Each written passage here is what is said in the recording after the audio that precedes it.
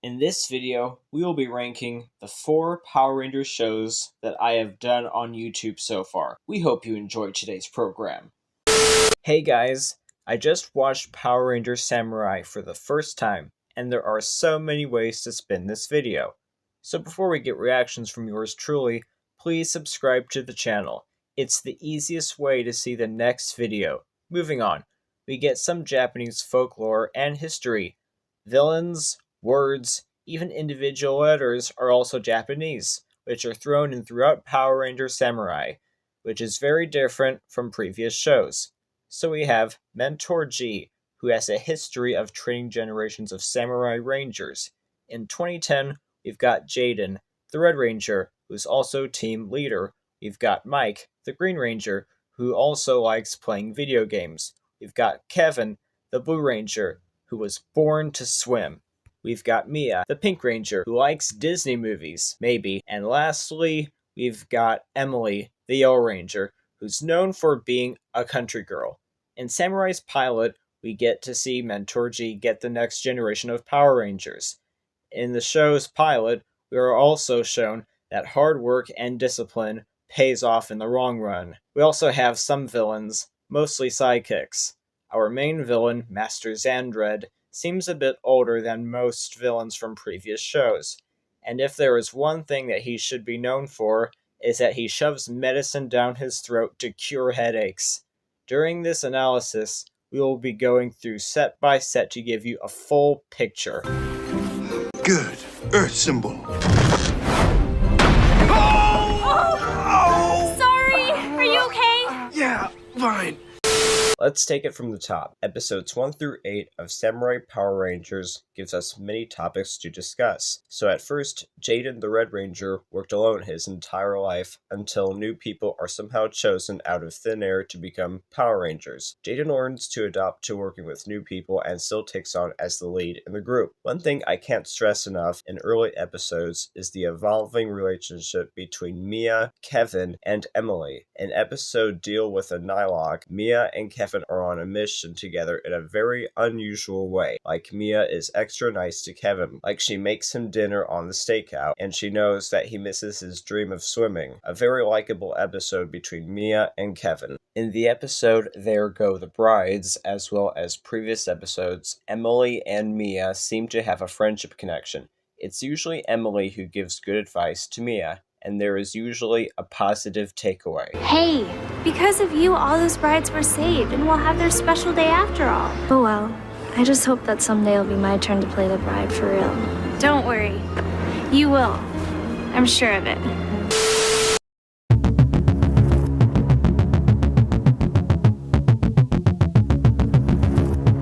They brought Bulk back from Mighty Morphin Power Rangers, but not the same way you remember. He now has a nephew named Spike, which would be Skull's son.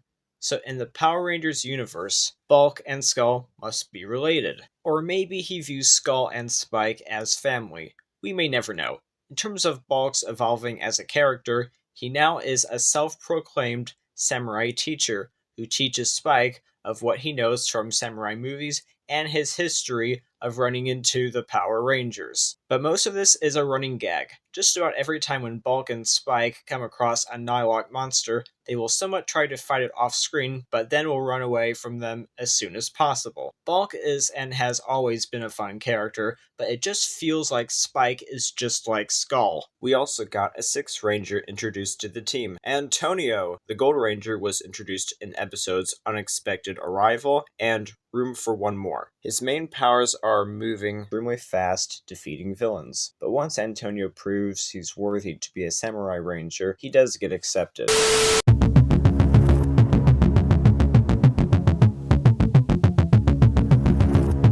There are so many things to cover. As we hit the surface of Samurai Power Rangers, Samurai Power Rangers Season 1 was good. We got a Christmas episode at the end. As of now, there are 6 Rangers: Jaden, Kevin, Mike, Antonio, Mia, and Emily. Friendship and teamwork is key to fighting any battle, as well as sustaining good character in Samurai Power Rangers.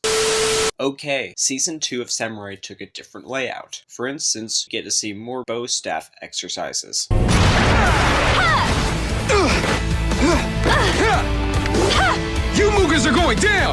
Hydro Blow!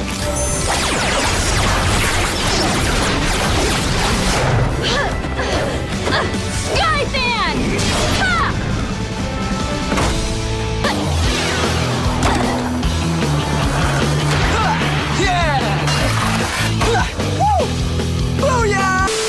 Season 2 took things up to the next level, much more fast-paced training as well as battle scenes altogether. There was more character development as well. At first, Mike the Green Ranger found it hard to fit in because he was used to playing video games and not taking training practice very seriously, but he found his way through much of the first season and even had an early episode with Emily, and they seemed to work together pretty well. There also has been an expanding storyline through much of the Samurai with Jaden.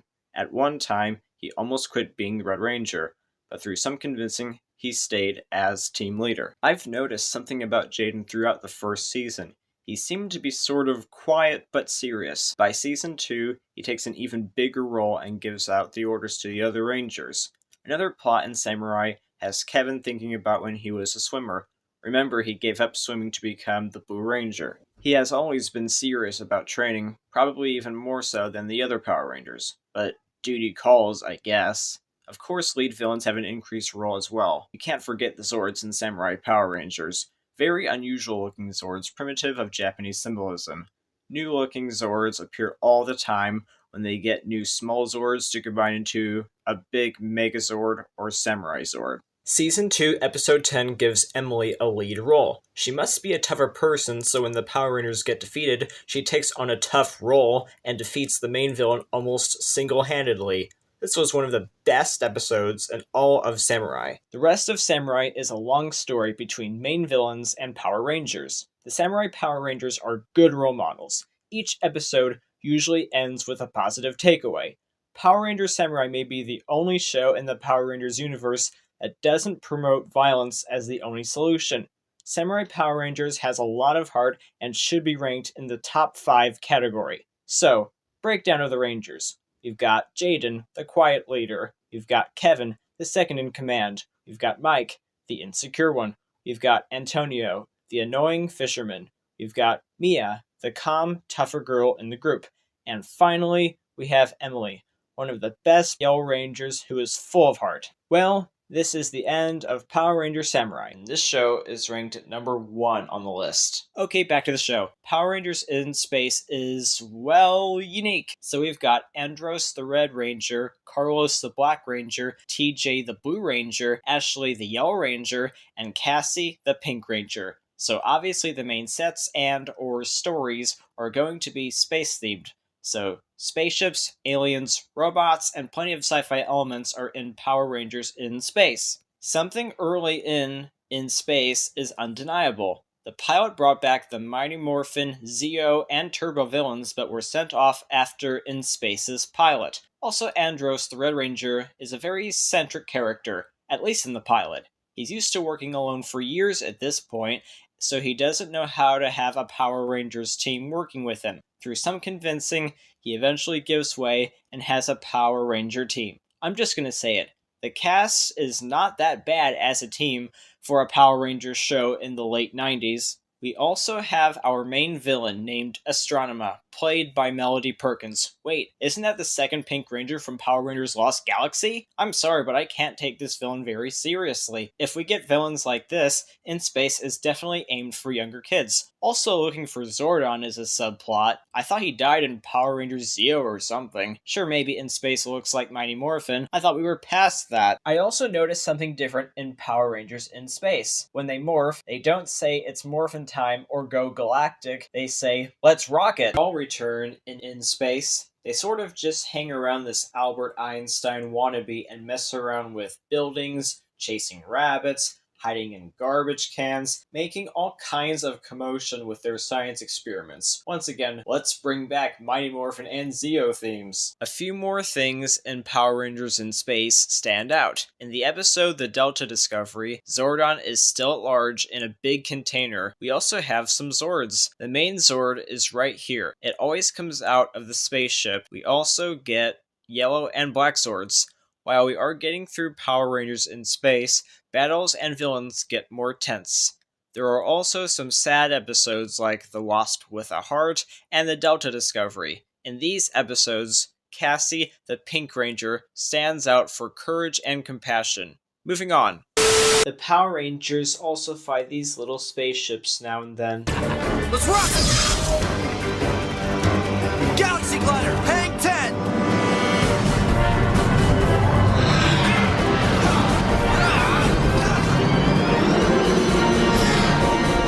You see him, TJ? There he is! Let's get him!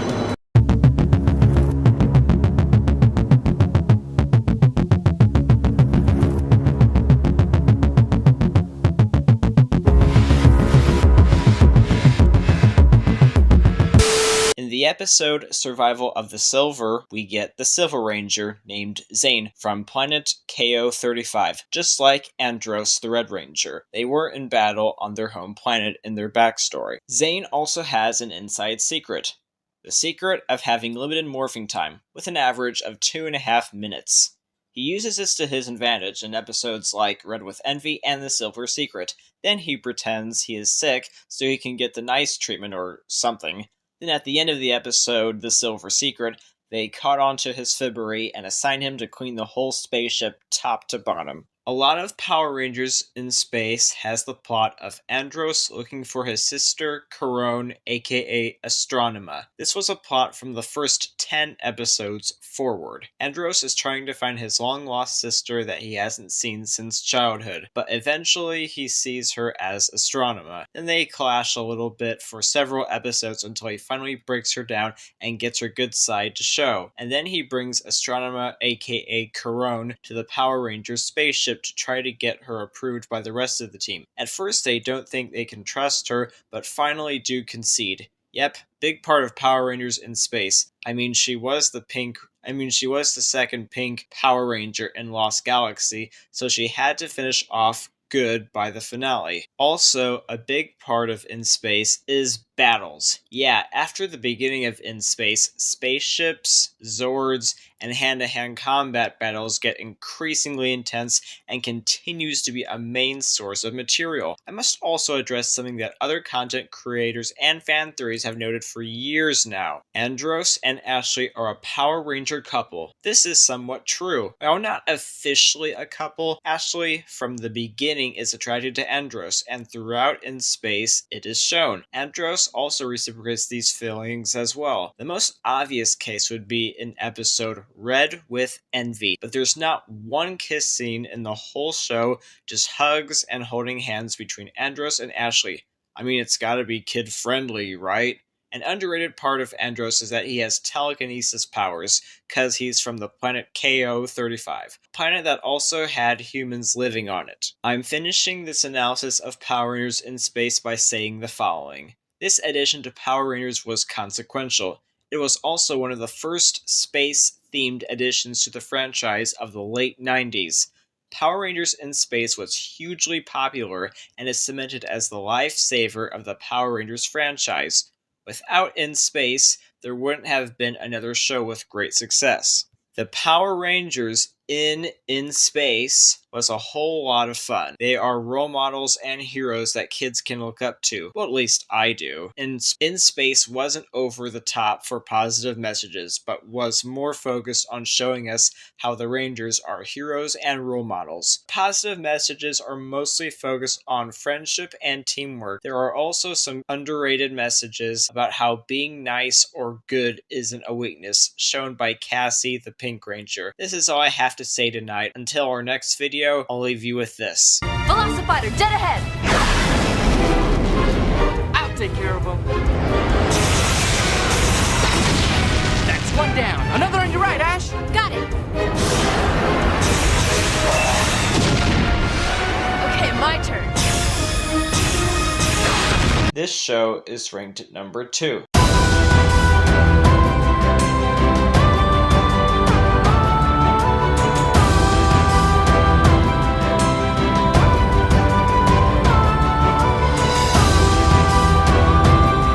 Who remembers Megaforce Power Rangers? Today we will be going into detail about this 2-season Power Rangers show. So, let's do a deep dive together to find out the differences and the similarities of the 90s Mighty Morphin Power Rangers show. So the introduction pretty much says that before aliens came to invade Earth, the world was a happier place. Then when the aliens came, the world was in chaos, and the 5 Power Rangers have to defeat them, plain and simple. Other than the introduction to the show, I will show you that Megaforce Power Rangers is the most similar version to the original Power Rangers 90s show. So we get the 5 Power Rangers, at least at the beginning of the show. Just like the original show's pilot, 5 people are teleported into Gosei's lair where he knows all Power Rangers of the world and gives these new Power Rangers their power to defeat the aliens who have invaded the Earth.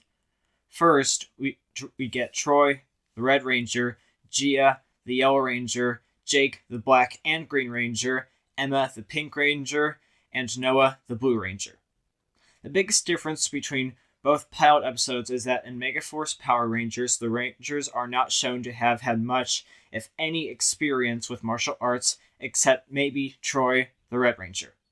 Anyway, the Power Rangers first had to defeat the Loogies in the first episode like the original show's pilot, except that the Loogies, aka Putties, are green but look similar enough in Megaforce Power Rangers. Then they report back to Gosei's lair after their victory. I also should mention that Gosei apparently knew Zordon of the original Power Rangers show. The last similarity in the pilot episode was that Emma, the Pink Ranger, kids about not wanting to be part of the team because her helmet may ruin her beautiful hair like the original pilot. Let's move on to characteristics of the Megaforce Power Rangers. So you've got Troy, the new kid in town that is the new leader of the Power Rangers. You've got Gia, the tough but graceful Power Ranger. You've got Noah, the science guy. You've got Jake, the soccer guy. You've got Emma, the ranger with a big heart for everyone. And then later you've got Orion, the dull character who doesn't add much to the story. Orion is the Silver Ranger. As for most, if not all, Power Ranger themed shows, Megaforce is one of the best iterations of the franchise and is probably the most similar to the original Mighty Morphin Power Rangers show, despite its big differences. The original Green Ranger even made an appearance in the show's finale episode. So a lot of the show has Jake crushing on Gia, mostly through innuendos, and she doesn't seem to like him as a boyfriend. You have Emma, who's best friends with Gia, but seems to like Troy almost the same, even if he's supposed to be the new kid. Someone did a montage video of Emma and Troy, and it seemed like they could be good friends. The best episodes of the Pink and Red Ranger, Emma and Troy, being good friends would probably be Man and Machine and Harmony in Discord, where Emma sort of saves Troy and has to sing against rock and roll to help the Power Rangers beat the alien guitarist. These 2 episodes in the particular show that the Pink and Red Ranger may be good friends in real life as on screen. But Emma is kind-hearted, so if she's not with Gia, her supposed best friend on the show, she will spend some time with Troy and Jake whenever possible.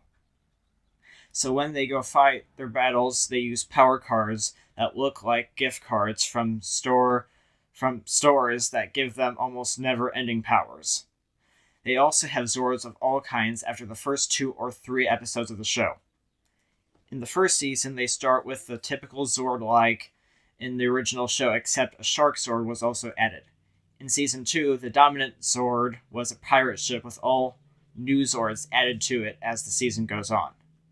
The Power Rangers are all friends in this show, and will stop at nothing to defend each other at a moment's notice. So we get Orion, the Silver Ranger. He's only in the minority of the second season, so you don't really have character development. He's also from another planet, but isn't considered alien. He's just boring, all character that wasn't needed in the show. Megaforce Power Rangers is a blast. It's action-packed, and it's very enjoyable to watch. I ship Emma with Troy. They even seem to be the closest of friends. I had a blast watching this show, and I'm sure you would too. This show is ranked at number 3.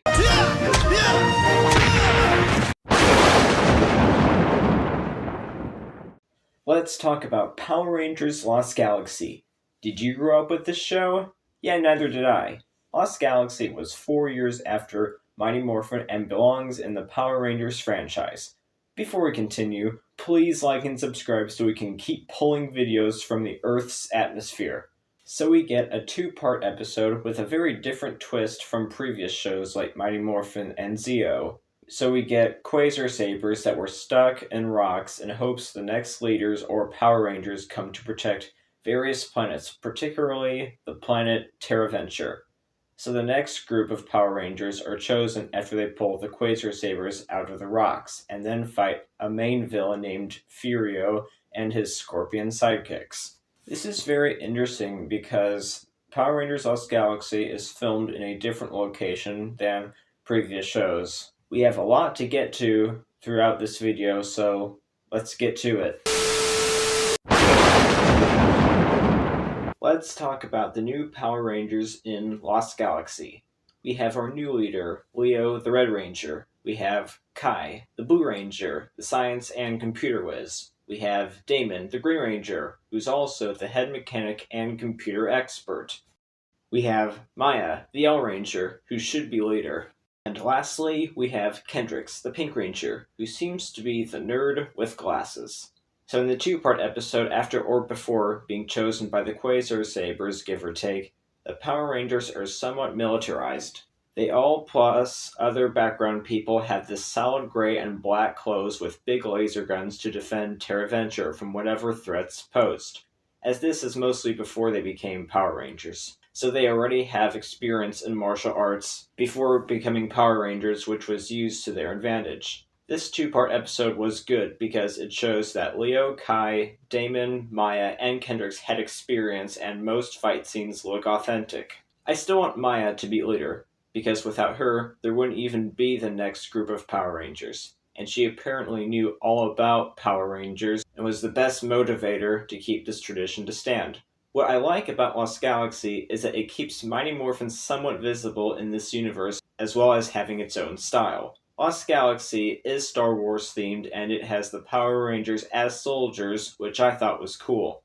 There are so many things about this show that feel authentic. Let's talk about the characters. They're not like the Mighty Morphin Power Rangers. They're very mature and reserved. We have Damon, who's pretty much the ship's mechanic and attends to the ship's needs. We have Kai, the rough and tough guy who abides by the rules. We have Leo, the leader. He sometimes can't follow all the rules, particularly from Kai, which is shown in the episode Rookie in Red. Leo may also have an underrated soft side to him. Then we have Maya, the wannabe leader, who is mostly soft-spoken and will do anything to protect her fellow Power Rangers. Finally, we have Kendrix, the nerd with glasses. She is very friendly and is the kind of person who's there for her friends no matter what. She usually has the best scenes and may have a crush on Leo. The episodes of this example would be in Quasar Quest Part 2, Destined for Greatness, and possibly The Lights of Orion. Kendrix! Is everything all right? Everything's fine.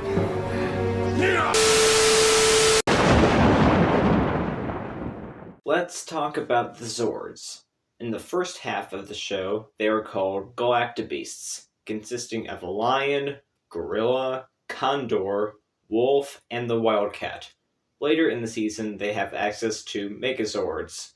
What's weird about these Megazords is that they don't look like anything in Mighty Morphin.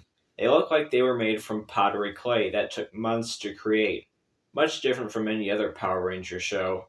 The way that the Power Rangers go into the Zords is when the outer layer peels off and then the Zords open.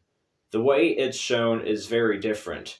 The effects aren't the best at first, but when the Zords all come together, the effects ramp up and get much faster. Let's talk about the Power Rangers story in Power Rangers Lost Galaxy. The ways of teleportation or morphing are much different from Mighty Morphin and Zeo. Lost Galaxy found their footing on how to be different, but somewhat resemble previous shows. When they morph, the cast says, "Go Galactic," instead of, "It's Morphin time." The effect looks much more computerized and advanced for Mighty Morphin. We've also got a two-part episode about how the Galactic Beasts came to be. It was very entertaining in the way that the whole episode was made. Kendrick spends a lot of time looking at a century-old book and uses 90s internet on the spaceship to find out how the Galactic Beasts originated. The episode also used cool music from episode Destined for Greatness. One thing I should point out is another episode called The Rescue Mission. The episode was so good for several reasons. It was like an action thriller from a 90s movie but put into an episode. It showed Mike and Leo in their soldier uniforms trying to shoot up a thing monster that was attacking other soldiers in the spaceship. It showed how both Power Rangers and soldiers can work together to defeat this monster in a dark, tense way of the 90s. The rescue mission is by far the best episode in all of Power Rangers Lost Galaxy. As we get through the show, more major villains are getting crushed, like Furio and Scorpio. Messages of teamwork and friendship are in many episodes as the Power Rangers learn from each other and battle out villains. Before we finish this analysis, here are a few honorable mentions. Number 1. What could have been a Power Rangers couple? Of all the Power Rangers in the Power Rangers universe, Leo and Kendrix would have been one of the best couples in all of Power Rangers. Early interactions starting from the very first episode show an immediate attraction between the two. It's not like the other shows where all the Power Rangers are just friends or become a couple for a short period of time. This one was different. Leo and Kendrix had something special, but were never really developed, so they weren't a couple on Power Rangers Lost Galaxy. Number 2. A Power Rangers crossover happened. Power Rangers shows often have crossovers or cameo appearances from past shows, so Power Rangers Lost Galaxy had Power Rangers in Space and Power Rangers Lightspeed Rescue crossovers. It was 2 episodes of Lost Galaxy and was a blast. Number 3. A Power Ranger dies, but does live. One of the saddest facts about Power Rangers Lost Galaxy is that Kendrix, the Pink Ranger, almost died by retrieving and destroying a sword which had power. But the truth behind this episode is even more sad. The actress behind Kendrix was diagnosed with leukemia and was sent to get treatment far away from Power Ranger sets. But in the finale, she comes back alive and well and connects with Maya, the Yellow Ranger, and Leo, the Red Ranger, especially. The conclusion of this video is this. Power Rangers Lost Galaxy was so good that you can't deny the chemistry between the cast. There are some things that could have been different, like Leo and Kendrix not being a couple. If you watch from the very first episode forward, you can see, for the most part, Kendrix being there for Leo at almost every opportunity possible. Sure, there might have been Leo and Maya episodes like Mean Wheels Mantis. Drop a comment down below if you want an analysis video or a video shipping Leo and Maya. Most battles in Lost Galaxy seemed more realistic than any other Power Rangers show that I've seen so far.